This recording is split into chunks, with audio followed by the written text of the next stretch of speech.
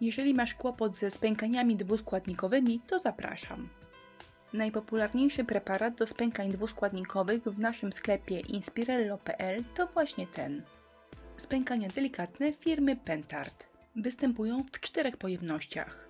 Malutkie 20 albo 50 ml, najpopularniejsza setka oraz największe 2 razy po 230 ml. Na każdym preparacie wydrukowana jest seria produkcyjna, która czasami do złudzenia przypomina datę.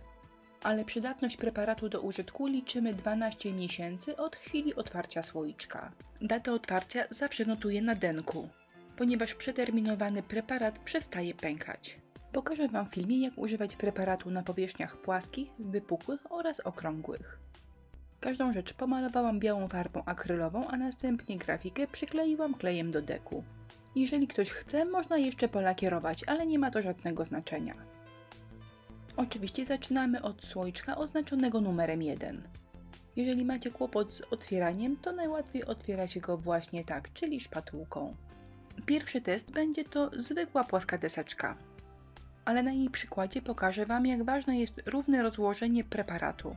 Przy czym tak naprawdę schody zaczynają się dopiero przy nakładaniu stepu numer 2. Jedynka jest biała i gęsta, mniej więcej tak gęsta jak najgęstsza śmietana. Należy się postarać po prostu nałożyć ją w miarę równo. Step 1 jest na tyle gęsty, że bez problemu możemy nim pokryć powierzchnie wypukłe oraz okrągłe. Nic nie ścieka i preparat zostaje dokładnie tam, gdzie go położyliśmy. Podczas schnięcia się samo poziomuje i staje się absolutnie przeźroczysty.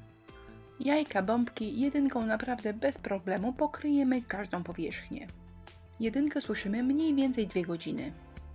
Ja zazwyczaj czekam do momentu, kiedy jest przeźroczysta i wtedy już mogę nakładać step 2. Ale trzeba pamiętać, że jedynki nie możemy przesuszyć i o tym będzie w dalszej części filmu.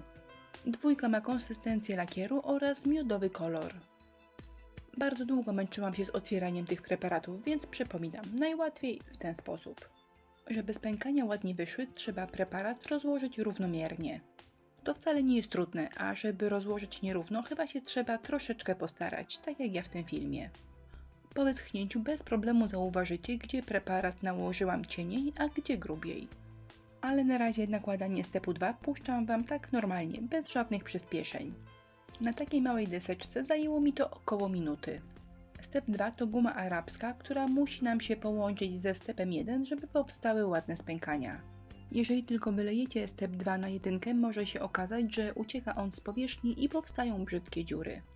Więcej o tych paskudnych dziurach powiem troszkę później, a na razie na dole ekranu nalewam preparat, żeby było go w tym miejscu za dużo. W kamerze może tego nie widać, ale na żywo na pewno zauważycie, gdzie preparatu jest za dużo i trzeba go trochę zdjąć, żeby był ładnie rozłożony na całej powierzchni. Dzień na nakładanie stepu 2 wybrałam paskudny, było chłodno i padało. Rano owszem, spękania były, ale tylko kilka i bardzo mizerne. Natomiast miejsce, gdzie preparat nałożony był za grubo, wygląda paskudnie. Na to, że preparat nałożyłam za grubo i paskudnie, to już nic nie poradzę.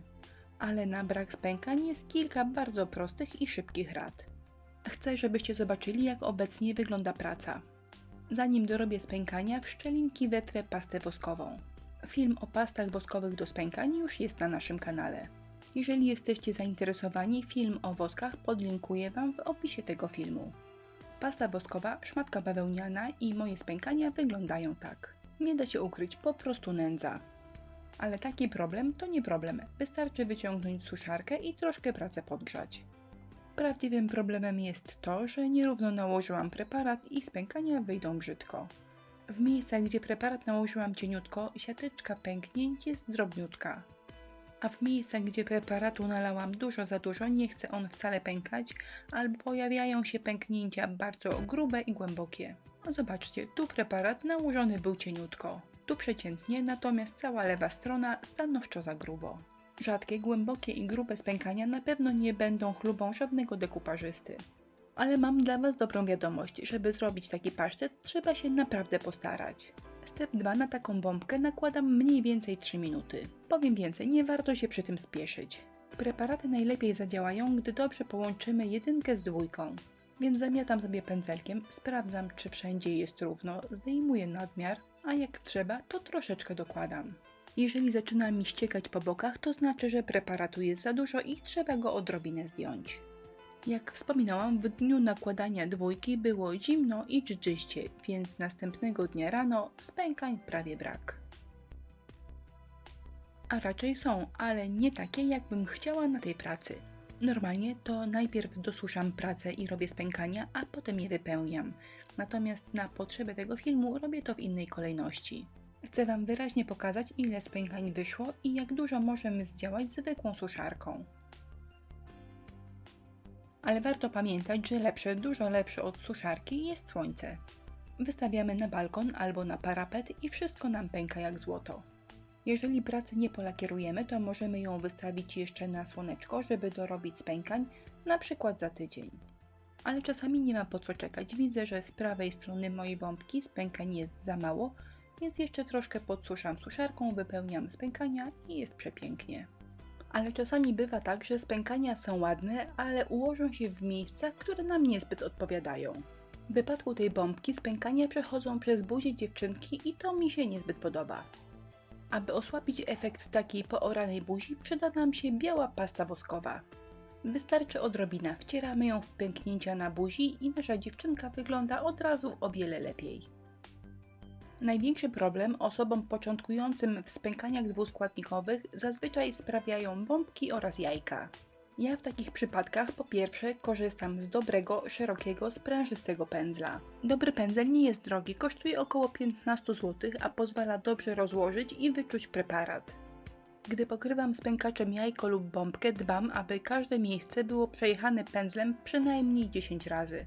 W ten sposób wmasowuję step 2 w step 1. Film jest przyspieszony i skrócony, ale w realu zabrało mi to ponad 3 minuty. A gdy już uznam, że step 2 jest nałożony prawidłowo, obserwuję jeszcze jajeczko, czy przypadkiem z niego coś nie spływa. A jeżeli zbiorą się jakieś niesforne kropelki, to je zbieram palcem i zostawiam całość do wyschnięcia. Następnego dnia na jajku, podobnie jak na deseczce albo bombce, pęknięć praktycznie brak. Po kilku minutach podgrzewania jajka suszarką spękania są jak marzenie. To jest jajko plastikowe i możemy je suszyć suszarką, natomiast trzeba uważać na jajeczka styropianowe, żeby ich nie stopić. Spękania zaczęłam wypełniać złotym woskiem i tutaj wielki pasztet. Pasta woskowa nałożona na jajko natychmiast wysycha i nie mogę jej zetrzeć. A dlaczego tak się stało? Ponieważ zaczęłam nakładać pastę woskową na jajko, które było jeszcze ciepłe po suszeniu suszarką. Ale jeżeli macie w domu rozpuszczalnik na bazie terpentyny balsamicznej, to nic się nie stało. Szmatkę moczę w rozpuszczalniku i taki pasztet mogę wytrzeć do czysta.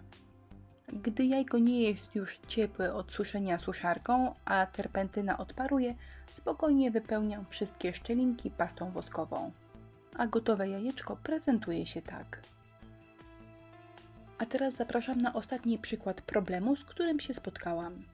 Czasami zdarza się, że po przesuszeniu stepu 1, gdy nakładamy dwójkę, zaczyna nam ona uciekać z powierzchni, tworząc takie dziurki.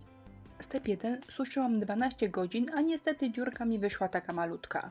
Ale często takich dziurek jest więcej i są znacznie większe, na przykład jak 20 groszy.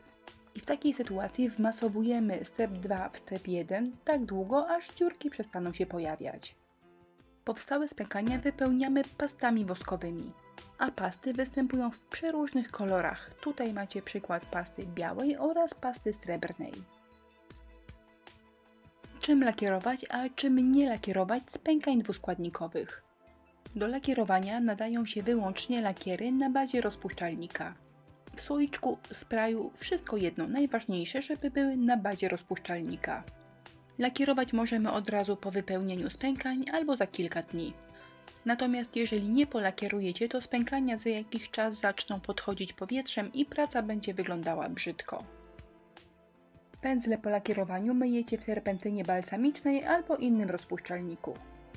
Lakier rozpuszczalnikowy schnie długo, śmierdzi, ale daje bardzo ładny efekt. Natomiast spękań nigdy nie pokrywajcie lakierami wodnymi. Jeżeli ktoś z Was kiedykolwiek to zrobił, to już nigdy tego błędu nie powtórzy. Podczas lakierowania sytuacja nie wygląda źle, ale po chwili lakier zaczyna nam złazić. I już jesteśmy pewni, że ten błąd popełniliśmy pierwszy i ostatni raz. Zbliżamy się do końca filmu, więc chyba czas na małe podsumowanie. Mimo że preparat nazywa się spękania delikatne, daje nam całkiem normalną siateczkę.